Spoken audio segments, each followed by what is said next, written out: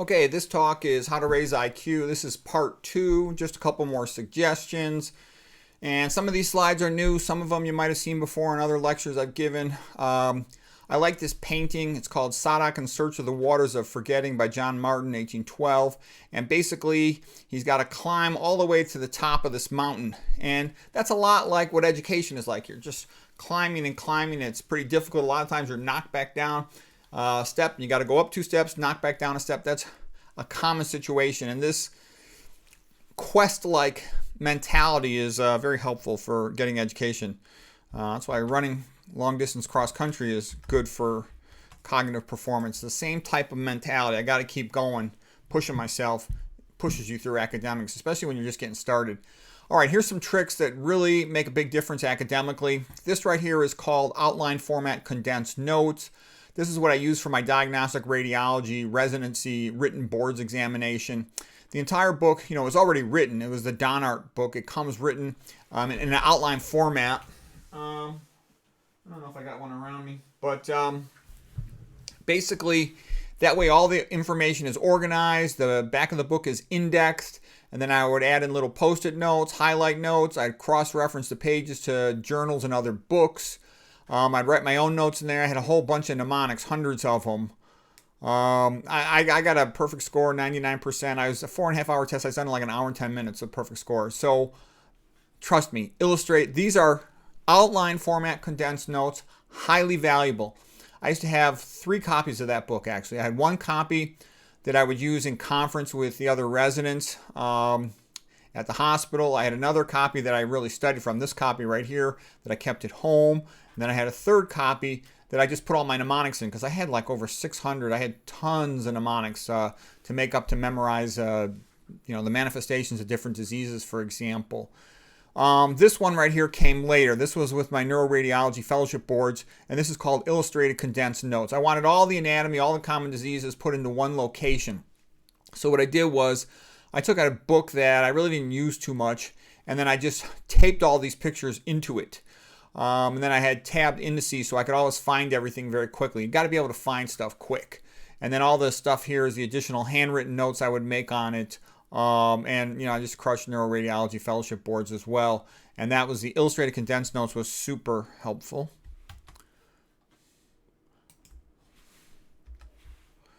Okay, here's another very powerful study technique. I didn't even start using flashcards till much later in my academic career. I was actually done with my fellowship boards, my first set of fellowship boards, by the time I started using these. And they're real helpful, though.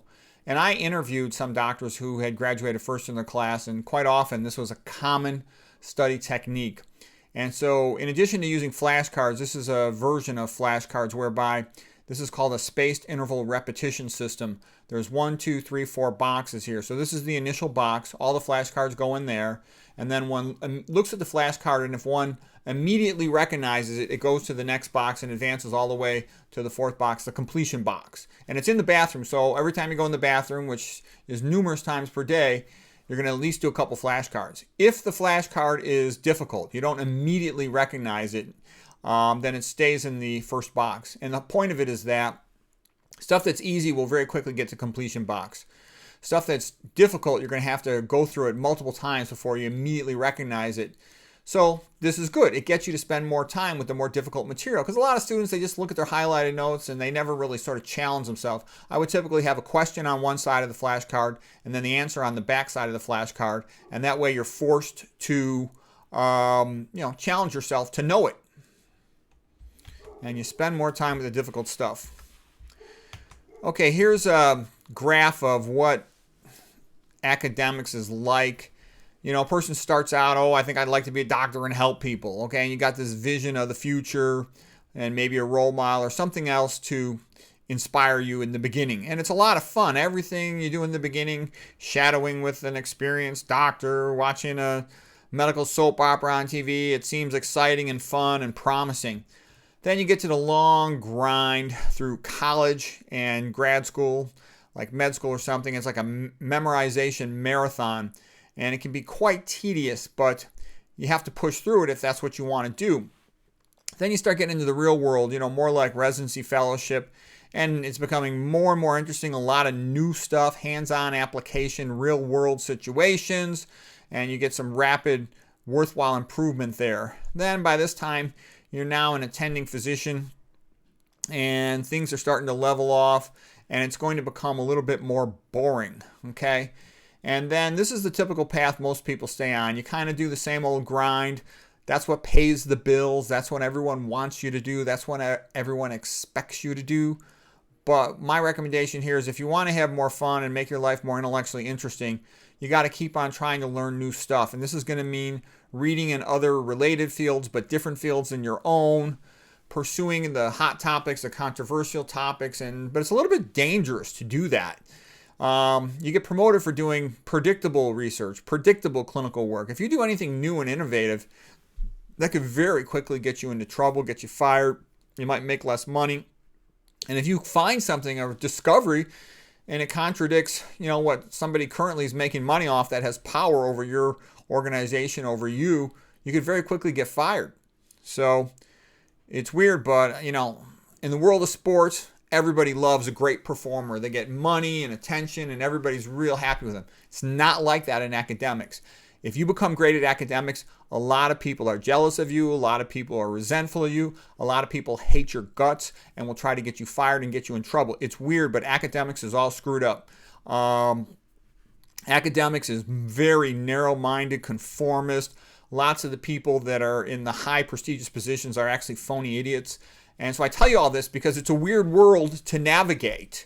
You can't, the person who's like the head of one of the Ivy League hospitals, that guy might be making a lot of money from a pharmaceutical company. So some junior doc comes along, makes a big discovery that shows that the big, profitable pharma medication is not working well compared to some other cheap thing. That guy could get fired in 2 seconds. Okay, so on the one hand, you say, oh, he made a great discovery, it's going to help all these patients.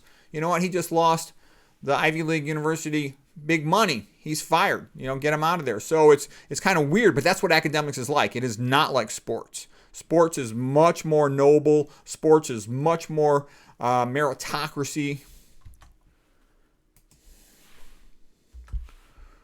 Okay, here's a picture of running cross country. I ran on the cross country team. That was me in high school.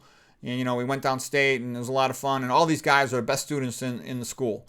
They all had the highest SAT scores, and was a very good experience for me.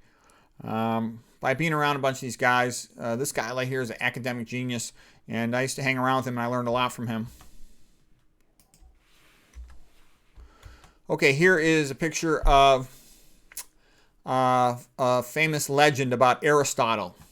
And Aristotle was sort of a teacher for Alexander the Great. And Alexander the Great had tremendous respect for Aristotle.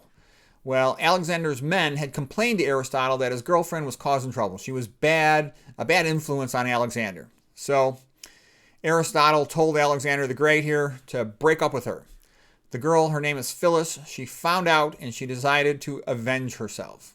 So Phyllis began to flirt with Aristotle, and then she asked him if she could ride him like a pony, and Aristotle agreed, and then Phyllis had told Alexander to watch from behind a tree. With Aristotle on all fours, she sat on him, pulled his hair, and spanked his bottom, and the point of this story was that even the smartest man in the world, Aristotle, could easily be chumped by a pretty woman. I don't even know if it's true, but it's a famous story, a famous statue, and there might be some truth in it. So there's different types of intelligence, obviously.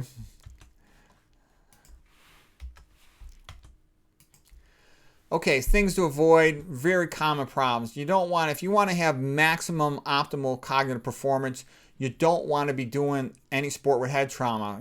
I know football is a lot of fun, the most fun sport, but the longer you play it, the more risk you are for significant head injury.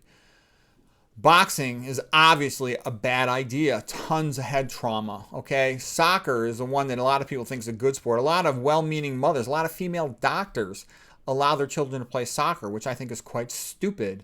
The kids get head trauma. It's not good for them. I knew a girl who was a superstar soccer player. She had to drop out of college. I've known other girls that were soccer players, and they're cognitively impaired from hitting the ball with their head. I mean, how stupid is it? The coach throws a ball from the side or kicks a ball from the side, and you hit it with your head. It's like asking to be punched in the head to, hey, give me brain damage. It's stupid, okay? And you got to watch out. There's a lot of like mixed martial arts and different types of sports, kickboxing and all that.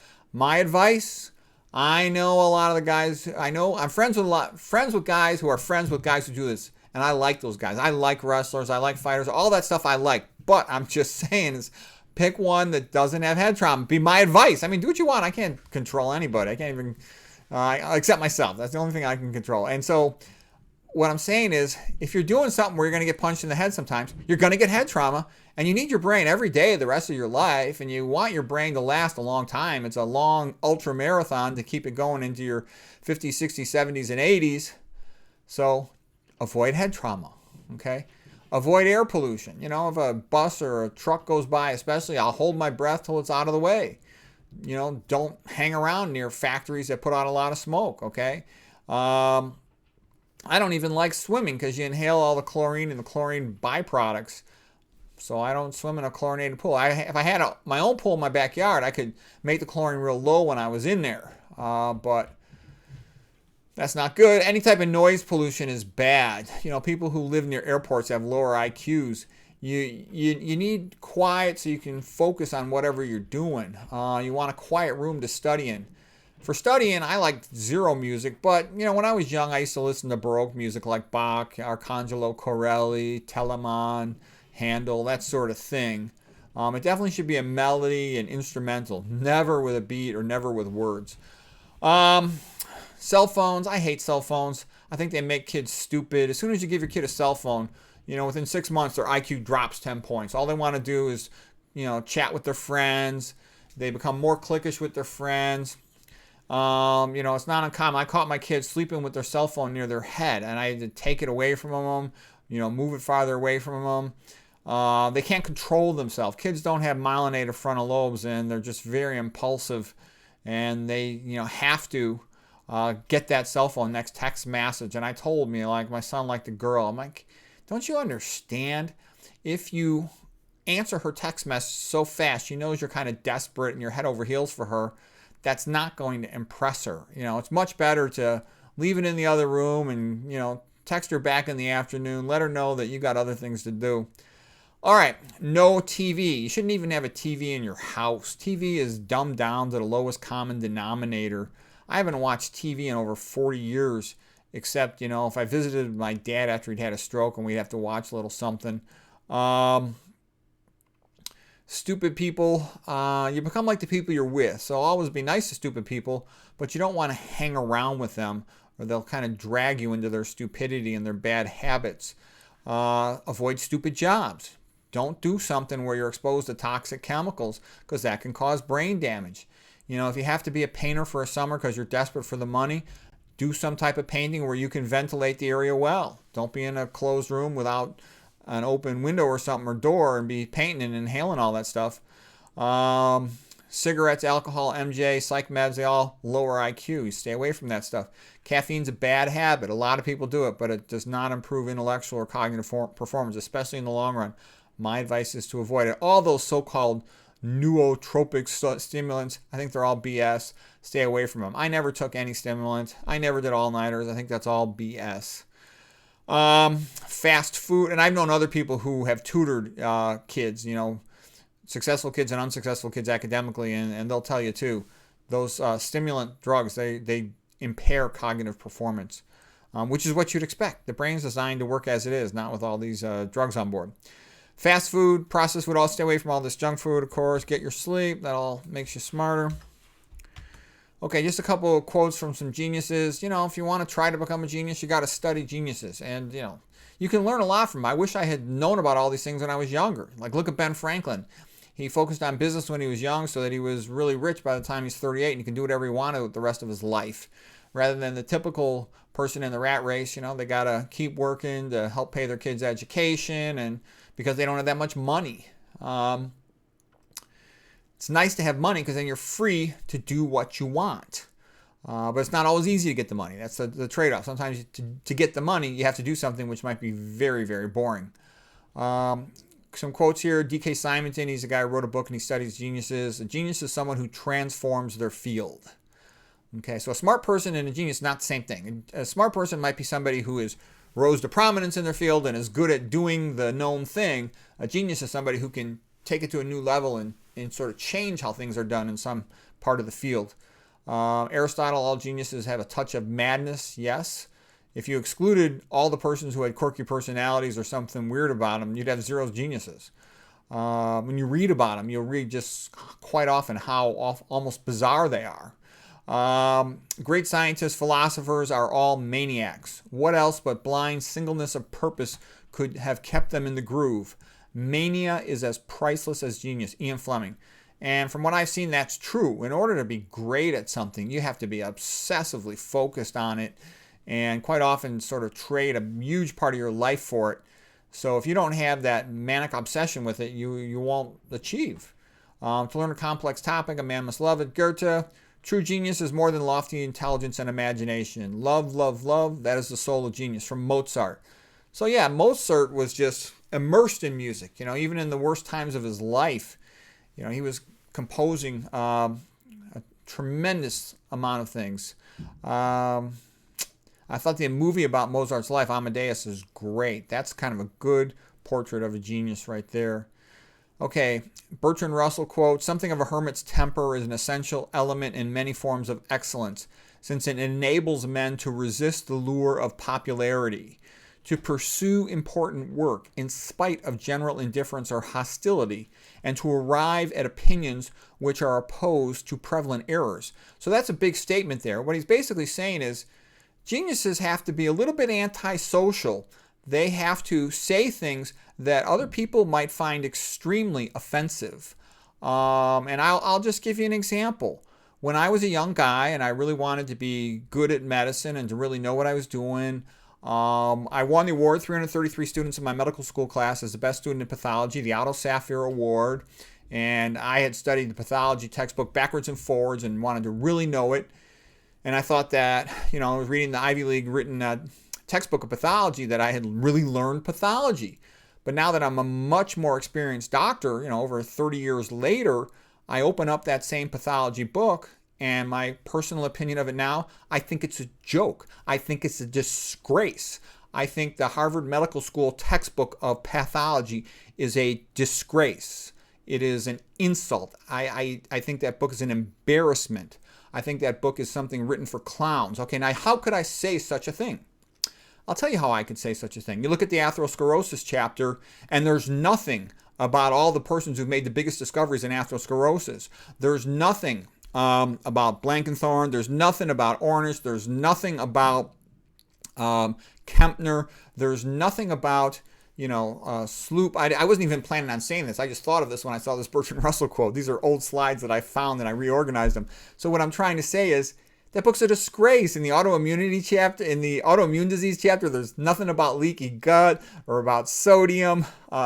It goes on and on. Every chapter is pretty much sucks. When you talk about hypertension, there is nothing about no clear explanation of what sodium does, the relationship of sodium to hypertension, the relationship of a high dietary fat to hypertension. And to me, this is all bogus nonsense. Basically, when you say that a disease is idiopathic, meaning that the doctor's an idiot and the patient's pathetic, well, the joke is idiopathic means that nobody knows what causes it. Then you can say, well, you just got to take our drug. So that's ridiculous. Tons of people suffer. My mom, died from cancer. Maybe I could have helped her. My father ended up having complications from heart disease and stroke. I would have been able to help him better. I dug through that book backwards and forwards to memorize it as well as anyone could. And so it pissed me off that the important information that is well known out in the medical literature, the scientific journals, it was not in the textbooks. And not just for one subject, but for pretty much all of them. Same thing with hypertension, same thing with diabetes, same thing with cancer, same thing with autoimmune disease. It's ridiculous. Okay, same thing with neuropsychopharmacology.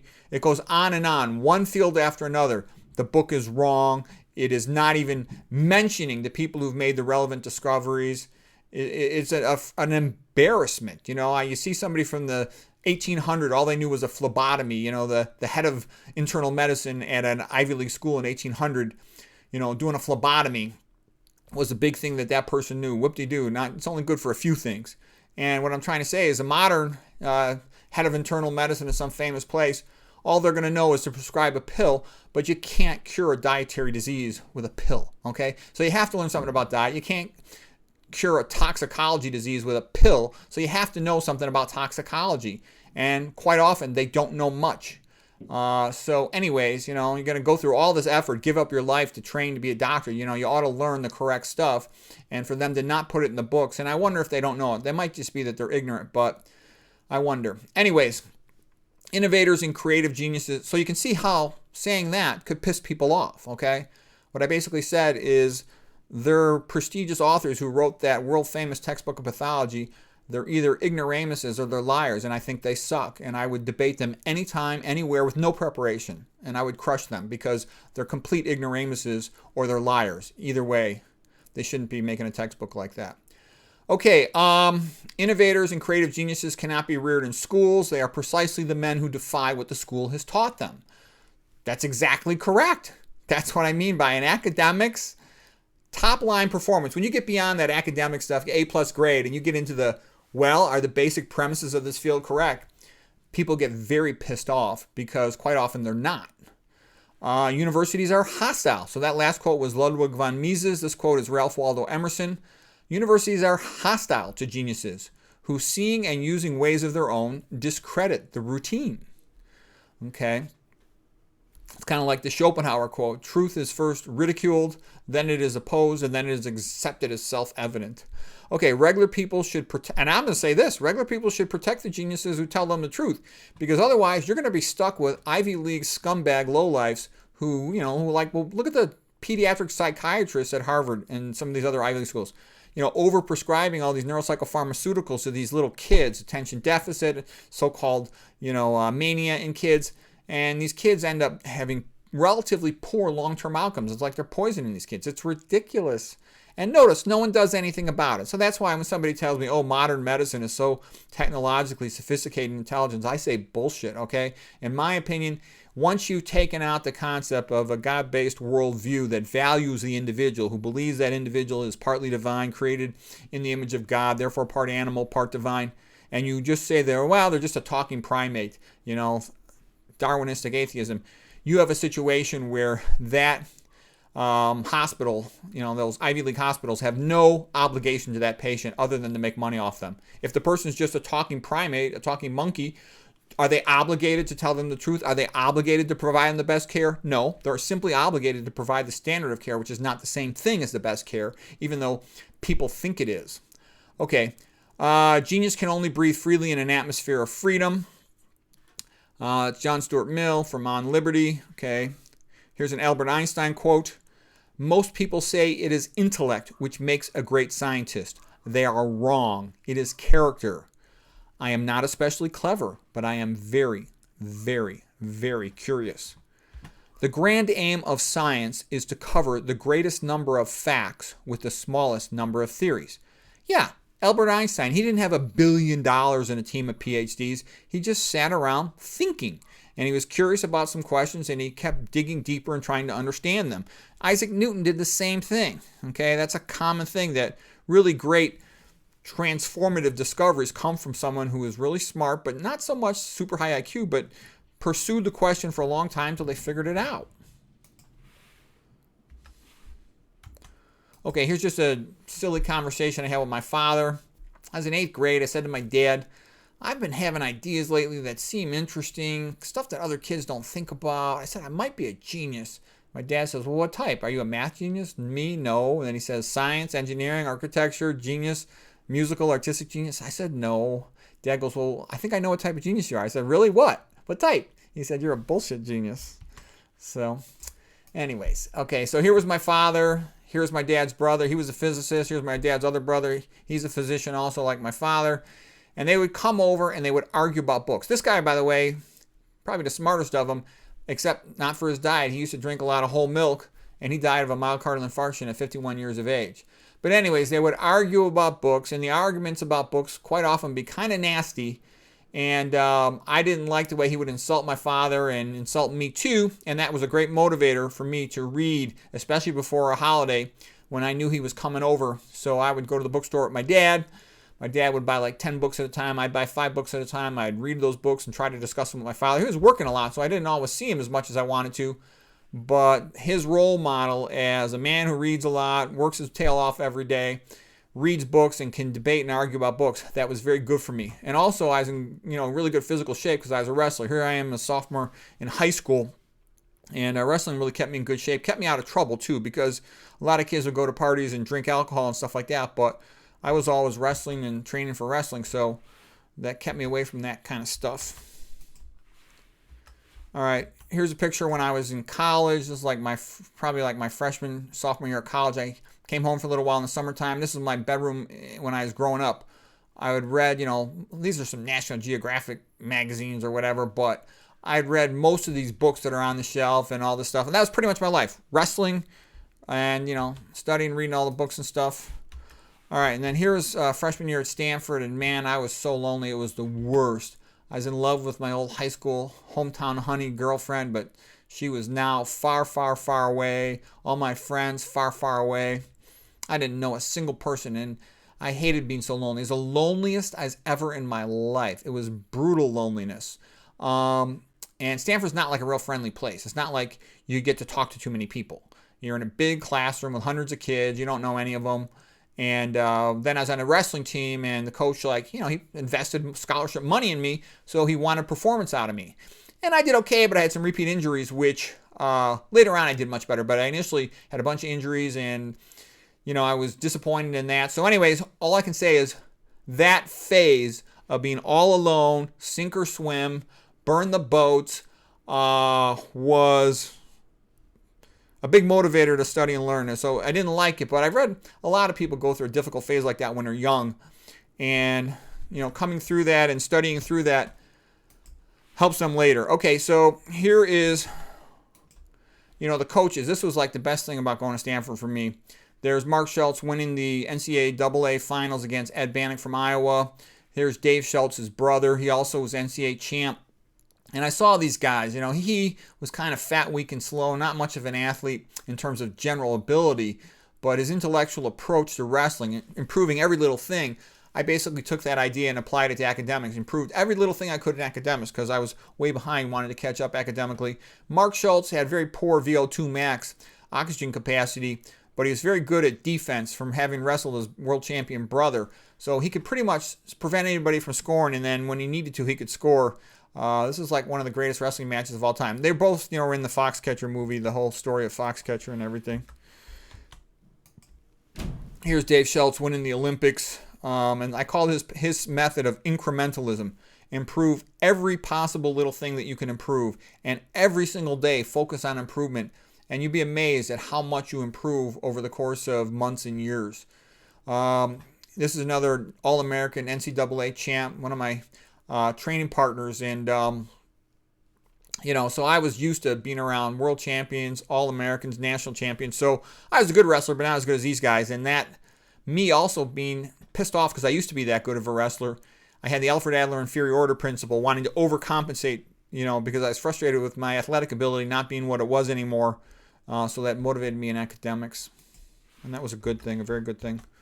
The other thing too is it can be good to be exposed to the intense competitive level of academics at Stanford.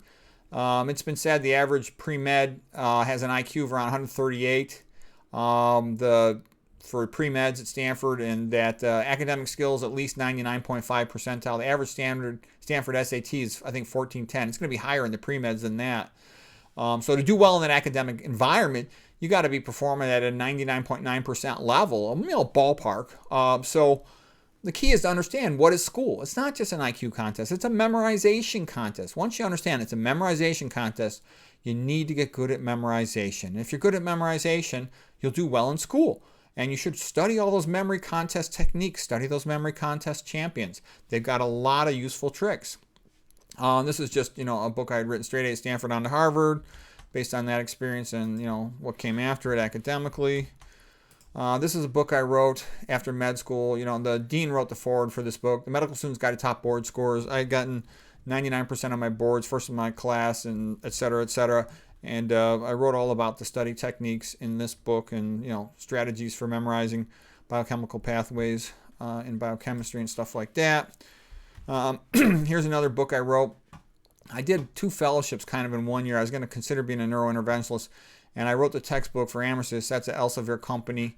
And this was, there's me, the head author of, these are basically imaging guided surgery techniques. This is like a dialysis catheter, for example. I put in hundreds and hundreds and hundreds of those. And during that year, I had a kid at home with the wife. I got fat. So I briefly, I'm not that tall, about 5'9", and I got fat. I couldn't believe it. Up to 220 pounds. Couldn't lose the weight for a couple of years. Finally lost it. Came back down to, I got down to 155. Now I'm a little more like 165, which is a good weight for me. I lift weights a lot. All right. And I moved to a house with a pool and a practice tennis wall in the backyard. Then I put up this big net behind it. So this was I loved this yard. I loved it. It was such a great thing. Come home, I could exercise in the backyard, could play tennis with the kids. It was a great thing. Okay, but it's a long story. I pushed my luck a little too far, and my kid, I came home one day from work, and my kid told me, he said, "You're a bad parent." I said, "Okay, why am I a bad parent?" And he said, "Because you don't help me get better at basketball. The other dads help their kids. They coach the team. They practice with him. All you do is work all the time." And so I wanted to help my kid. So what I did was, we had this living room. We weren't using it for years, and we just were using it as storage. So I moved all the stuff out. I had a carpenter friend. He boarded up the windows, moved this basketball court in there. It's a wooden floor, so it's perfect for basketball. It's got a big high ceiling, and so the kids loved it. My kid practiced for hours every day. He became one of the stars of the team. Before, he was like 7th man, didn't even start. So anyways, though, but my wife went crazy. She said I was breaking the foundation of the house, and she insisted on moving. And so I ended up having to move, and oh man, that's one of my regrets right there too. It was the greatest house, perfect for exercising. Indoor basketball is a wonderful thing. Anyways, hope that was helpful.